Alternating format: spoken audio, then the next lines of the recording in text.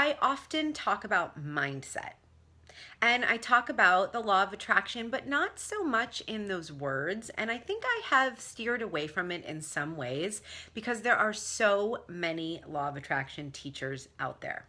And I just sort of felt like, well, that's not really what I'm selling, or, but I think in being 100% authentic in who I am, I have to come clean and say the law of attraction is a massive part of everything I've done in my life, of course, right, for all of us, but very consciously for the last 10 years. So I watched the movie The Secret. I guess it was close to when it first came out. It's been 10 or 11 years now.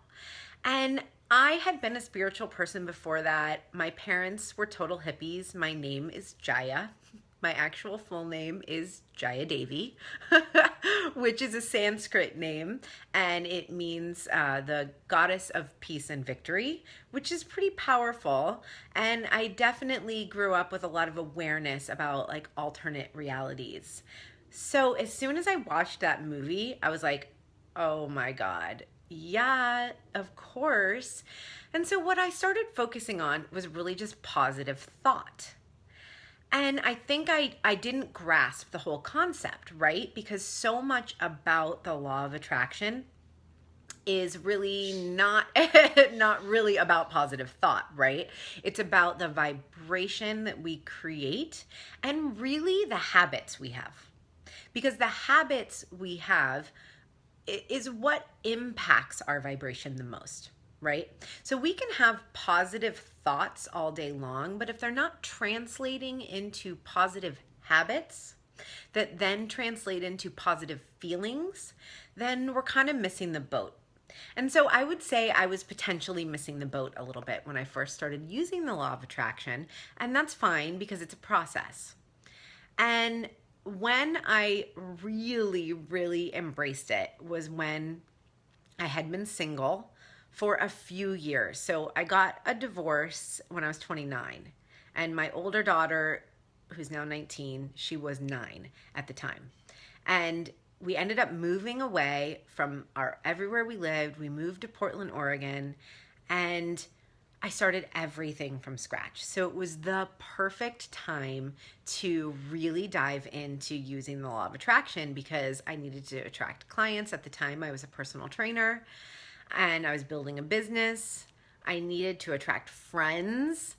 And when I got really serious about attracting a husband, because I knew I wanted to get married again, I actually didn't want to get divorced. I just wanted to be with somebody who wanted to work on the marriage. So I always knew that I wanted to get married again. And what happened is that I didn't find him. And probably you can relate to this, right? It's like, how do you know you really, really want something? And usually it's because you have to really, really want it. You have to be in the feeling of wanting it. And it's because you don't have it, right? And it's in these places, I like to call it the space in between. It's in the space in between that we really get to flex our manifesting abilities, and we get to practice and create that manifesting muscle. So at the time, and if you are in any phase like that right now, where you're like, I'm manifesting stuff, I'm in the space in between, it's like, can feel so frustrating. And I think the law of attraction, when used in a habitual way, like I was speaking about the habits that we create, when it's used in a habitual way, it really takes up that space in between and fills it in with the feelings that we want to create. And therein lies the success in the law of attraction, right? So that's what I found myself, that's the space I found myself in. I found myself in that space of, I don't have the thing I want, which was the husband, and I actually wanted to have another baby. And I was in my early 30s. At this point, when I really got serious about it, I guess I would say I was about 34. And so, you get that time is ticking. And when you start to put a time on the law of attraction, it doesn't work. And you've probably seen that where you're like, no, I want it now. And the universe is like, well, my dear, you will get it when you really fucking believe you're gonna get it. You know? It's like sweet, like with a dimple. It's like, yeah, when you really, really believe it, and you have to get to the point where you're tested sometimes. And I just think these are good reminders because we're always manifesting new things in our lives. And what I learned through that process is that now I can use that knowing, okay, well, if I could do it then I can do it now, kind of a thing.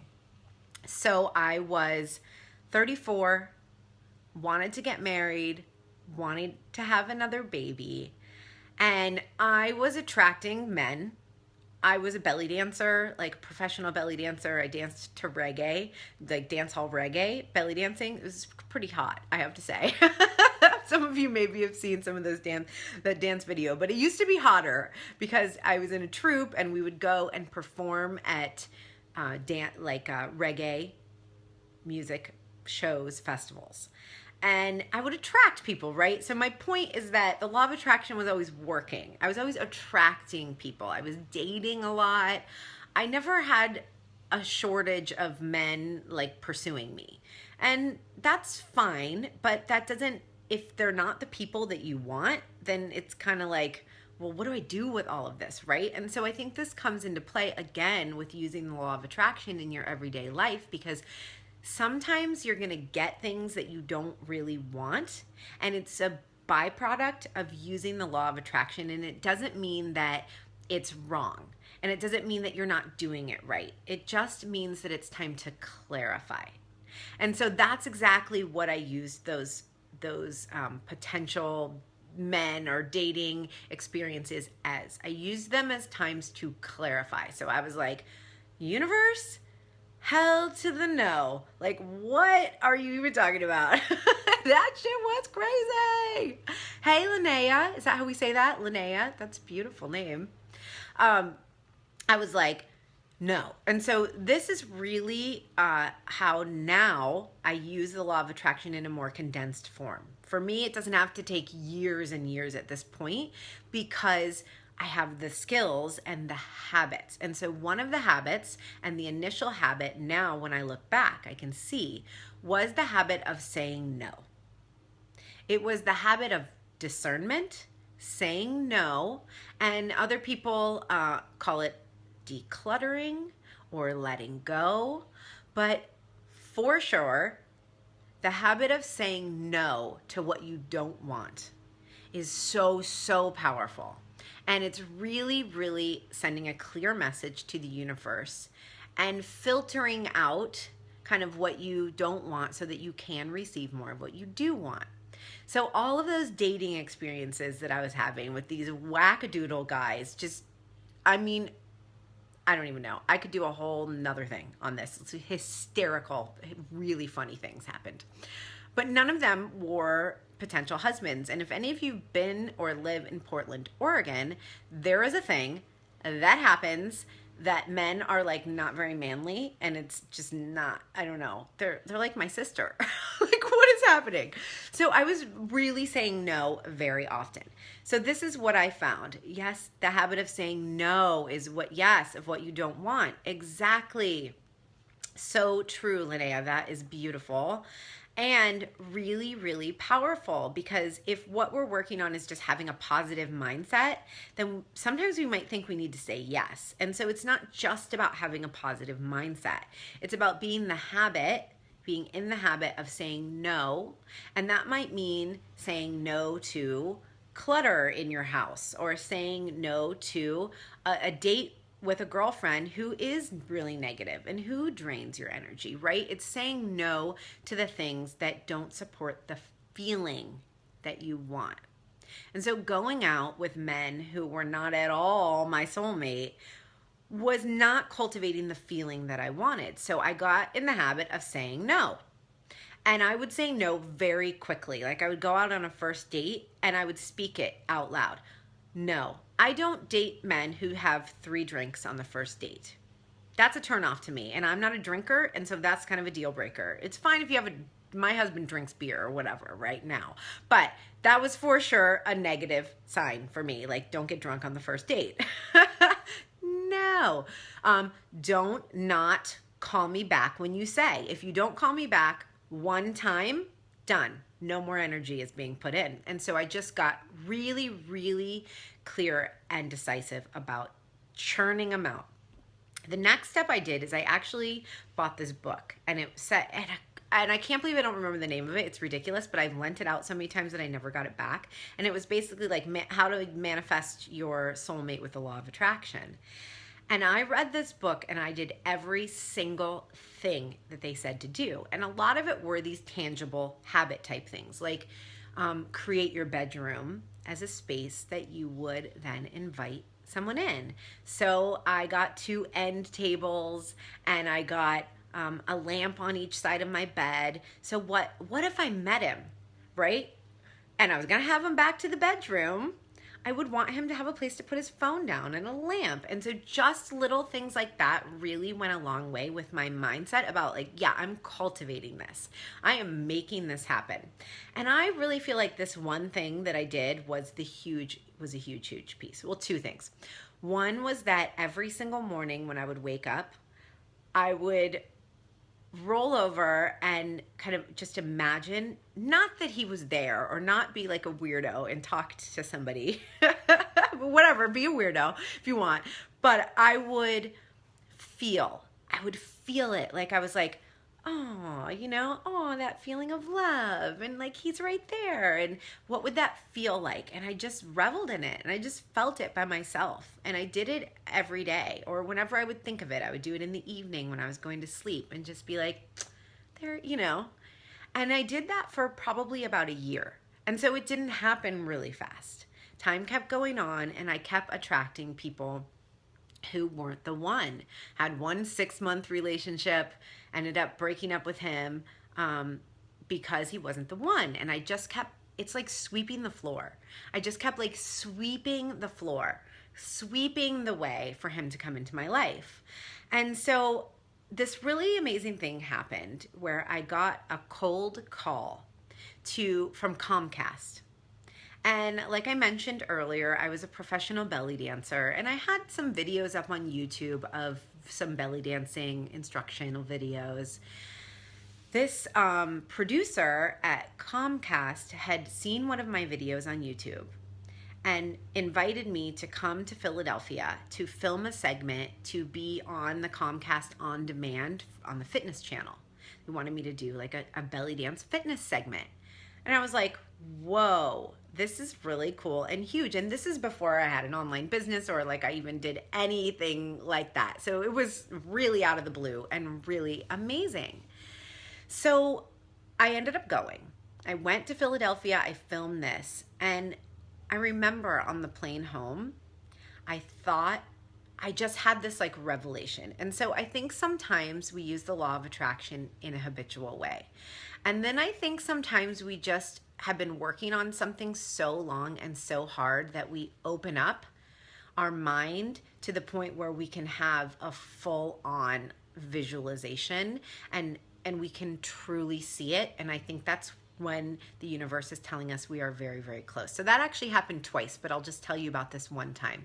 When I was on the plane coming back from Philadelphia from filming this, and this was one of the biggest things I had done in terms of kind of proclaiming my own worth. They paid me well at the time. I thought it was really well. They paid me a couple $1,000s and like all of my expenses and hotel. And I was like, yeah, this is cool. This is how I want to be in the world. And what that did, that experience of really owning something in myself, it had nothing to do with being with someone else. It just had to do with putting myself out there and following through with something that was scary and unknown and just flying there and doing it. And so when I was on the plane back, I thought, this is what I want. This is what I want. I want to do big things. I want to get seen for my talents. I want to reach more people. And I really felt that so strongly. And this was 5 years ago. 5 years ago coming up in November. And simultaneously, I had this thought, I want this and a family. And I know that sounds small. Like, yeah, I want my career and a family. But it wasn't small because it was the first time that I truly opened myself to, I can have it all. I deserve it all. I can have a booming career where I'm getting paid good money to really own my gifts and share my gifts. And I can also have a family and that manifest that husband and that baby that I want. And it was like, I swear, I think it was because I was delirious from traveling and I was up in the air. And I've tried to recreate it on, on an airplane ride, but I don't know if it's happened again. It probably hasn't, because this was just like a divine time. It was divine. It was the divine timing of being up in the air on this plane and feeling like I'm just going to radiate this feeling. And I sat there with that feeling of, I can have this. I deserve to have this. I don't even cry. But it was powerful. And like I said, it wasn't about anything except the opening of the doorway, really, of knowing that I deserved to have it. And that was November, gosh, okay, let's see, November 18th or 19th. I came home. My birthday was November 24th, still is. And on November 25th, I went out with some girlfriends to celebrate my birthday. And this was another thing I did. I went out a lot. Not, and like I mentioned, I don't drink. So it wasn't like I was going out partying, but I would go out. I would say yes to social events and I would go to networking events because it built my business as well. And I just put myself out there. I put myself in the line of fire. You know, and I think that's a really valuable piece when using the law of attraction, is acting as if, and then that's the move your feet part, right? Treat and move your feet. So I was moving my feet. And I went out this evening to celebrate my birthday with the girlfriends, and I met my husband. It was crazy. That was literally, and you know what? As I tell you this story, I don't think I had put the pieces together that was 5 days after that experience of being on the airplane and flying to Philadelphia and doing that Comcast belly dance gig. And it was like I just really stepped into owning my worth on a way higher level. And so, like Tony Robbins says, we don't take any time at all to change. We change in an instant. But we get ready for it. And so I think what I was doing for years, those 4 years I was single, was like getting ready for that one moment, because whatever I did on that airplane and spoke so clearly and manifested a feeling that 5 years later just made me cry and tear up, that's powerful, right? So it's like cultivating the feelings that support you in coming to those aha moments, and then they come. So it's never really in one moment, but then at the same time it is in one moment. And now I'm snotting all over, excuse me. So I went out. This is a whole nother story that I probably won't get into it all right now.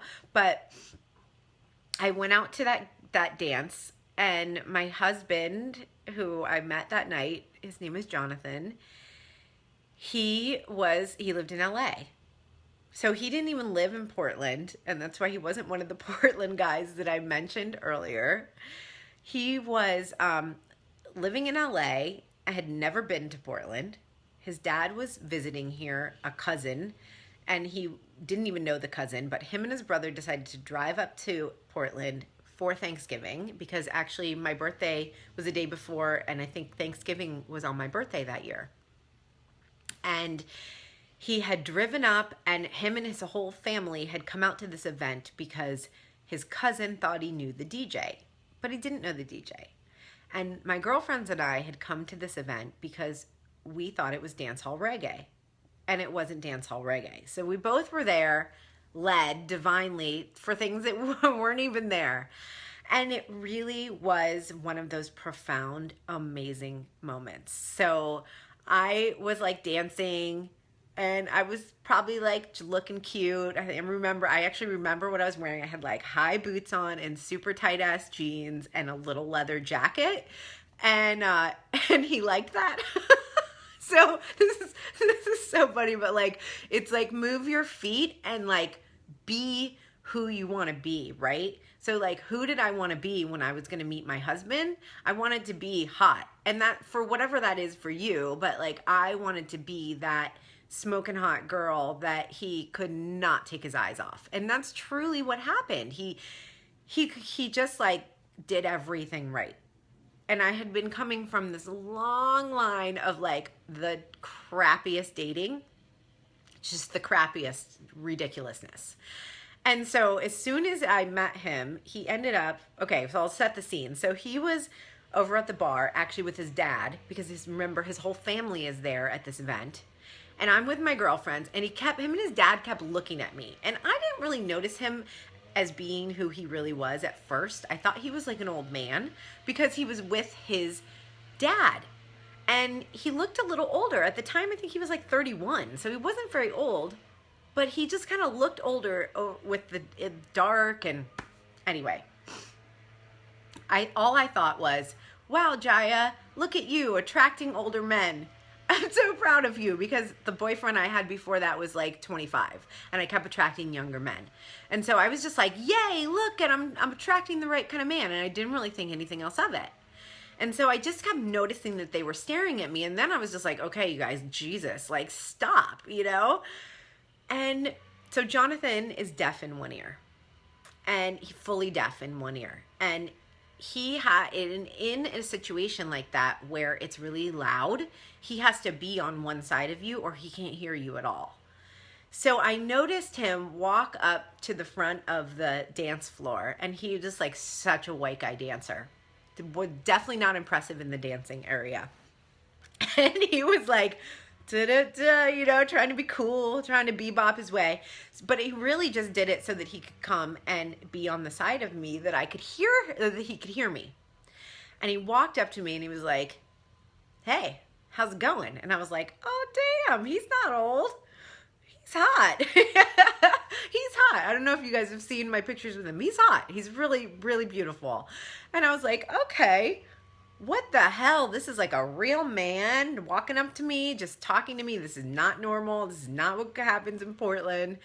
And it was literally like the whole room went dark, or like everybody disappeared in the room, and the spotlight just was on us. And we just talked for 45 minutes. And within that 45 minutes, he was like, yeah, I really want a family, because remember my daughter, my daughter now, she was 13 at the time. So I was a single mom, just the two of us, me and my daughter, living in a little apartment in Portland. And I always mentioned right away that I was a mom, because most people, I looked younger at the time, and I was out in the evening. And so like, I think a lot of people probably wouldn't have thought I was a mom. So I always did mention that, because it weeded people out. So I mentioned it right away. Like I threw it in there. Like, is he gonna pass the test, you know? And he was like, oh yeah, I really want a family. And I was like, nice. So we ended up, he stayed in Portland for the weekend, and he was going to a hot tub with his family the next day. And he invited me to come. And I had some clients the next day, so I said no. And I was like, no way am I getting naked with your family on the first date. Maybe the second, but not the first. It's a little awkward. So give me a call in the evening. So I actually went and picked him up from his motel at 9:30 at night, which totally seems like it could have been a booty call, but it wasn't. And we hiked up to Mount Tabor, which is up this mountain, where I mentioned when I had that visualization on the airplane that I had another one. And I won't go into it, but I had a very distinct visualization at the top of this mountain one time. I actually visualized the home we live in now, and our daughter being about the age she is right now, and him walking in the door. I had seen that, and I was like, that's my life. And that literally is my life now. So it was powerful that I took him to that place. This is maybe 2 years after I'd had the visualization. That was our first date, was going hiking up to Mount Tabor. And he was just so weird and quirky. And I was like, you're so different. He wasn't playing a game or anything. He just really was in it to win it. And he ended up flying back to LA the next day. And I flew to LA for Christmas. So a month later, we were talked on the phone every day. I flew to LA for Christmas, and I didn't like him. I didn't like him at all. I totally freaked out. I had a major upper limit come up That's what I know now it was. At the time, I was like, this is just how I feel. But I stayed with him for 5 days. And note to self, don't go on a first date with somebody for 5 days, because you're just probably not going to like them as much as you would if you got to just go on one fun date and go home by yourself, right? So I went there for 5 days. My older daughter was with her dad for Christmas. And I was like, what the fuck am I doing? I don't like this guy. No, he's so different. He's not ignoring me and like smoking weed all day long. This isn't normal. And I, side note, had been married 2 times before this. So I knew my type. I knew my type. I had been to therapy, and I have done a whole nother video about this, so I won't go into it. But I knew my type, and my type was not good for me. And as my therapist had said to me, where'd you get your picker from, right? Because my picker was disillusioned. And my picker told me lies. And it told me that I wasn't worth having a man who really saw me and who really wanted to be with me and have a life with me, and a life that was like that we co-created, because it's how we both wanted it. And I was just really used to the other way, and basically it was aloof and kind of ignoring me, so I would want them. And so he wasn't like that at all, and it freaked me the fuck out. And I called my mom and was like, I don't like this. And she was like, what's wrong? And I was like, I don't know. He listens to Van Morrison, like really loud. And remember, he's deaf in one ear. So like he'd listen to music really loud, and it was all this like old man music. And I listened to dancehall reggae. And like, I think I probably was just a little bit cooler than him. He's not like the coolest of cool. He's gorgeous, but not cool, okay? Many other things. And so I just kept telling myself and my mom, this is weird. He listens to Van Morrison. I don't get it. And she was like, honey, listen to what you're saying. And it was a really beautiful mirror that she bounced back to me, because it was ridiculous. But I broke up with him anyway. I broke up with him, and I ended up leaving. And I remember the last thing I said to him as he drove me to the airport. Well, okay, side note, and close your ears if you don't like to hear about sex. But I was going to leave after day 2 because I was just so freaked out. And I couldn't get a flight home because it was Christmas and it was super expensive. And then I was going to fly home to be with myself on Christmas and leave this gorgeous man who really, really liked me in LA. And so I decided not to do that. I was like, well, the sex is really good, so I'll just stay and have sex with him. I can't believe I'm saying this. All right, I need to get a drink of water, you guys. Please comment something if you're here, because that is crazy that I'm saying that on Facebook right now.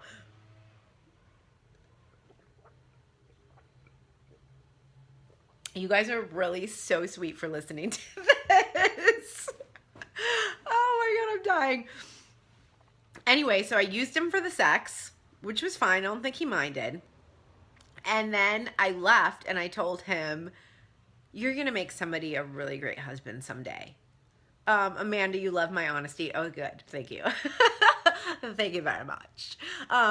So he said, I told him that he was going to make somebody a great husband someday. And I flew back to Portland. And I was like, bye. Have a nice life. I'm just going to go home and back to my own little ways. What the hell? I didn't talk to him. I didn't talk to him for a week. And he texted, and I was like thinking about it. I'm like, what the fuck? What did I just do? I manifested this. I manifested all of this. And if you guys heard, if you've been here since the beginning of the story, this was a long time in the making and a lot of intention. I really wanted it. And you know how sometimes you get the thing that you want? You get it. It shows up in your life and your upper limits chime in. And you're like, I don't deserve that. That's not my life. And that's truly the feeling I had. I remember he was being so romantic and sweet, and he took me up to this lookout on one of the nights, one of my last nights there. All right, you guys, my family is getting home, so I'm going to go outside because the toddler is going to invade. So, hi, Mom. Hey, we want to show you the fabric. Okay, I'm going to be outside just on Facebook Live for a minute, though, okay? So just give me 5 minutes. Stay out here? No, you don't have to stay out there. She's like, no. Oh my goodness. Okay. So I truly felt like this isn't my life and I don't deserve this. And I had to look at it. And so I guess my point is really just that sometimes when you get the thing that you've been working so hard to get, it doesn't show up in the way that you thought it would, and it's because you're functioning at a lower vibration. And that when you finally get it, you have to up your vibration to match it. Even though you have to up your vibration to get it, I think there's something that happens that really you have to up your vibration to receive it fully, right? So you really, there's multiple layers of manifesting, right? And for me, that layer, that last layer of like, okay, I deserve this, was really a bitch. Sorry, you guys, about the mowing. But what ended up happening is that he texted me on New Year's Day, and oh, good, Dominique, that's awesome. Hillary, thank you. So sweet. Patty, you are so wonderful. Aw, Patty, you're welcome. So you guys, I totally freaked out, right? Because I knew at the time that I didn't like how I was being closed off and rigid and my upper limits all chiming in. I didn't like it, but I also felt it legitimately. And, he texted, he didn't call me. He was very smart. He wasn't like hounding me or I would have just resisted even more. He didn't do anything. He didn't call me for a week. And on New Year's Day, he texted me and said, Happy New Year, just on a text. I hear my daughter crying. Okay. So, I was like, oh, da-ding. And I called him, I was like, fine. Okay. I'm giving in. I had been thinking about him and I wanted to say I was sorry. And I wanted to own it. I wanted to really just say, like, I'm sorry for my own issues getting in the way. I'm sorry for having a limit on this potential. I'm sorry for that. And I just didn't want to hurt him and I didn't want to not really mean it. But as soon as he reached out to me, I was in it to win it. And that was it. It really was it. And so when you hear people tell stories about I manifested my soulmate, I could tell you that story. In fact, I just told you that story. And at the same time, there's no singular path. And anybody who tells you, I manifested my $100,000 month, and there was one line to get there, it's total fucking bullshit. Okay? Because the way the law of attraction works is it works for you and your process, and everything comes to you in divine timing. And if your timing takes a little longer, then that is okay. And it's more than okay. It's perfect. So just hearing other people's stories about how they did the one thing that you want and it was easy for them is not your story. And I think this story is a perfect example of that, because I could easily say I manifested my husband and my soulmate, but look at how much process was involved. And then I can say yes, as soon as I decided, and he called me that night and we ended up talking, and I said, I want to redo. It was one of the first things. I just heard his voice, and he's got kind of a distinct voice, and he's from Pittsburgh, so he has this little bit of East Coast thing. And as soon as I heard his voice, I knew. And there was I've never actually questioned it ever. I've gotten frustrated and I've felt really annoyed and all the things that marriage brings up. But I've never questioned whether or not I should work on it, and whether or not I should continue to open myself up to love. Oh, good. Amanda, I'm so glad you love this. I don't know why I'm crying out so much, but the thing that happened at that point was that I asked for a redo, and I just said, will you come up to Portland? And so something that was happening simultaneously was I was opening a fitness studio, and I was going out on a limb and having a bigger overhead and really taking on a lot in my business. And I was opening the fitness studio the next week, and he flew up the next weekend. So that was on a Monday that we talked. On that Friday, he flew up to Portland, and helped me put together all of my fitness equipment. I remember we went to Sport Authority and bought a treadmill and bought everything, and he put everything together for me. And what he said at that time, because I felt a little reluctant to ask him, I felt like, well, I'm the one that shot myself in the foot. I'm the one that dropped the ball and tried to tell him he was going to be a great husband to someone else. And yet I did want to invite him to come up, and he said, I want to come because I want to be a part of that story. And I was like, oh my God, this guy is amazing. He really was in it to win it from the beginning. And it took that. It took that for me, for somebody to be in it to win it, because if he would have had doubts and his upper limits come up, I would have just freaked out, right? So he ended up coming up that next weekend, and I still felt uncomfortable. I still felt a lot of that same way that I felt when I was in LA. I just had a mantra. And so this mantra and this work and this habit can really help, I think, when you're manifesting something that is just outside your reach, right? Because we should all be manifesting things that are just outside our reach. We should be reaching higher, always. That's what life is about. And so when you get it, like I said, you have to raise yourself to that vibration to match it. And you also have to do the work. And so for me, I did the work of staring it in the face, staring him in the face, and being present with it, and just telling myself, this is good for me. And I would feel scared, and I felt like, okay, he's still kind of like an old man. He's still quirky and like still not that cool guy that I was used to. All those things were true. But I just decided that it was good for me. And so where in your life can you decide that the next level can be good for you? And that what you really want and what you're really scared of, because we all have those things, that duality of what you truly want. And it's like that bright side of yourself that you're like, I want that. I want to show that. And yet you're scared to do the things that really will create it. And maybe you're even scared to shine that bright. It makes sense. We all have those feelings. And yet, like, where can you just tell yourself, this is good for me? Because you can rewire those patterns. You can change your own mind. It takes practice, and it takes having a really, really clear intention. I knew I wanted the husband, and I wanted a baby. I wanted to have another baby, and that was my 35th birthday. And my birthday's coming up again, and it'll be my 40th birthday.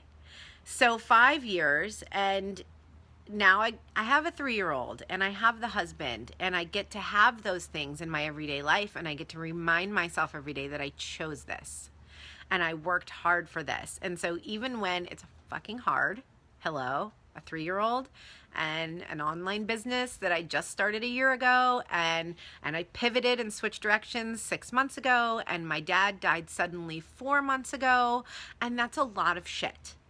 It's a lot. And yet I chose it all. I chose it all, and I continue to choose it all. So, you know, where for you do you have something that you can just recognize you chose it and appreciate it a little more? And I don't know, you guys probably know this stuff, but I love reminders. I'm a huge fan of reminders. It's always good, right? Because it's a constant process of just trying to be better all the fucking time. I do, I'm going to call Ava out here though, because I want to show you, she's the fruit of our loins. And then we manifested her and literally invited her into our lives. Hey, Ava, come here, Bubba. That's my mom. Oh my God, she's so cute. So anyway, you guys, I think I'll end my story there. It obviously continues, but Jonathan ended up moving to Portland. He proposed to me 5 months later. We did every weekend. We flew to LA. I went to LA 7 times. He came to Portland 12 times. Back and forth every weekend until he moved here. Hi, Bubba. Hi. That looks super cool. Wow. How are you? Good. Guess what? I just did. What? I just told the story about how I met your daddy. Ah. Yeah. Ah. Isn't that so cool? What, Daddy? What daddy? Who's your daddy? Who's my daddy? Is your daddy Jonathan? Yeah. Yeah. Oh, she looks enough like him. Jeez. I love you. I'm going to finish telling my story, okay? Can I be out to with you? Yes, you can. Thank you. You're welcome. Before I have to go get my cereal and then come out with you. Okay, cool. So yeah, he moved to Portland 6 months later.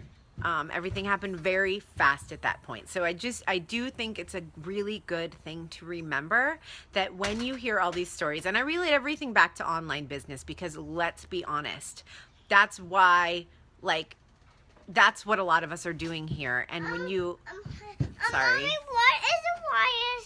What is a wire? Alaya? Yeah. Alaya was here on this live. I don't know. Alaya, are you still here? Because she's talking about you. What?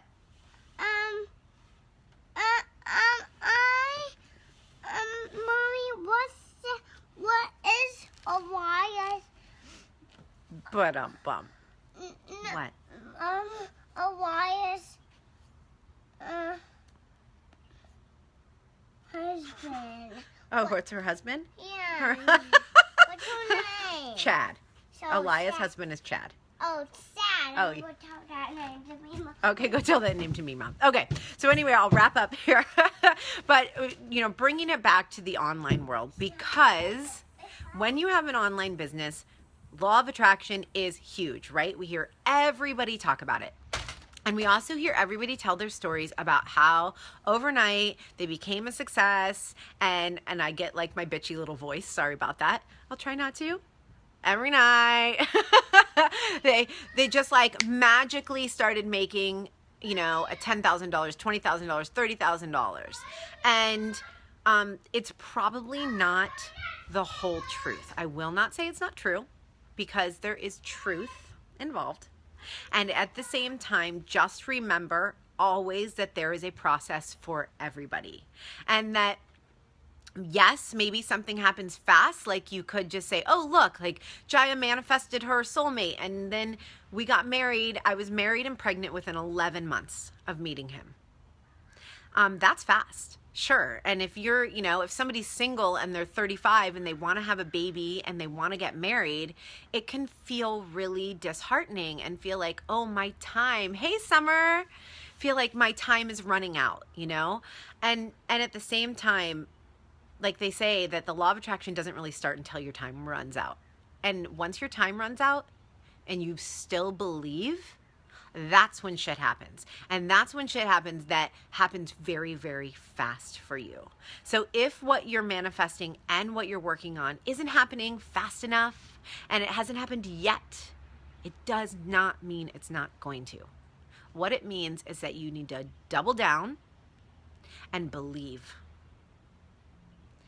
Double down on your habits and on the things that create the feelings that you want, the things that up your vibration, the little positive anchors, the reminders that you set in your phone, the sticky notes that you put on your mirror, the positive thoughts that you learn to roll through your mind, all of the things that you do that are the habits that create the feelings. Really, the habits that create the thoughts that create the feelings, that create the vibration that you truly desire. Double down. Double down on that and just believe. Just blind faith believe and feel it and visualize it and see it coming to you. She's going to make you a skirt? Can I hold it? No, because it'll make it really wobbly. Okay. I'm already making it wobbly. So that is my message. Thank you so much for listening to this story. I don't even know how long it's been. For sure going down in history as my longest Facebook Live yet. And I really appreciate each and every one of you. And I didn't really get to read your comments. I think there wasn't actually a lot. Kashta says, this is beautiful, great story, and something I really needed to hear right now. You're awesome. Oh, love, I'm so glad that you needed to hear it. I'm so glad that you did hear it, I should say. Is that Paolo? Paolo? Is that how I say that? Beautiful name. What does it mean that the law of attraction doesn't start until your time runs out? Okay. Well, it means that you can manifest something any which way you want. Manifest your parking spot. Manifest $100,000. Maybe it'll come like that. But oftentimes, the true work, I should say, the true work of the law of attraction doesn't start until you're challenged. And so maybe that doesn't mean your time has run out, right? My time hadn't run out when I was 35 and single, but it felt kind of like it was running out. Or maybe you're trying to get a new client so you can pay your bills and you feel like the time is going to run out. And what I mean is that when you feel that pressure of time and it's being put on you to the point where you could say, fuck it, this isn't even working. I'm going to stop believing. I'm going to stop believing in this because it's being proved to me that it's not happening. That's what I mean by your time runs out. That you get challenged and you still believe. And you fall down and you get back up. And that is the essence of the law of attraction. Sorry, I had a phone call there. That is when your vibration is so high and when the universe listens the most. Does that help? Does that make sense? It's really just about the blind faith and the believing. Yeah, thanks. That makes sense. I had that happen before. Yeah, I think it's happened to all of us, and we get to just choose, We get to choose, well, am I going to continue to believe it, or am I going to throw in the towel on this dream and come up with another dream, And what I've found is that staying the course, if what you are envisioning is what you truly want, maybe you need to check in with yourself and say, well, maybe I need to shift my vision, and that's okay too. And maybe that thing is waiting to come once you shift your vision. But maybe it's just about staying the course. And so often, I get the message, keep going, because I'll ask myself, what is my next step? What am I doing? What the fuck am I doing? This is so hard. This is so challenging. And yet I'm called to continue to believe and keep going. And that for me really works. I love that phrase of just keep going because it's so clear. What is there to do? Keep going. Do the thing. Do the thing. Do the thing you were doing. Do a new thing. Paolo, I met my soulmate in 2006. He passed away 9.5 years ago and want to manifest a new love of my life.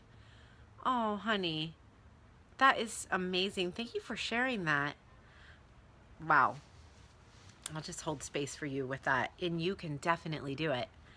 Definitely. And I think with grief and what I found from losing my dad just 4 months ago, that it's so subtle in some ways. Like grief is like the heaviest thing that you'll ever feel. But then once it dissipates, right, and we get farther away from it, it becomes this subtle thing that we live with every day. And so when you have gone through such an intense thing like that, I would think just like checking in with that grief and being like, are you ready? Like, are you ready to allow something new in? Because grief is a whole deal of its own. Your video was so on point. Thanks for sharing your story. Oh, good. I'm so glad. All right, you guys, feel free to leave any other questions in the comments. I am really good about coming back and answering them. And I really appreciate you being here. And I'll just see you soon. Make sure to, I don't know if you get the notifications, but usually there's like a subscribe to notifications if you want to check out my live streams in general, because I actually try and go live almost every day. Sometimes I'm talking about how to get on video because I have a course, Rock Your Videos, where I teach you how to tell your story and leverage your business in video, using video. And sometimes I'm just talking about stuff like that, but I do love to get on and just talk about my own story and talk about the law of attraction as well, because it's powerful. So the emotion code book may help for release of grief. Oh, nice. Thanks, Suzanne. So yeah, just go ahead and leave your comments and subscribe, and I'll see you guys soon. Bye.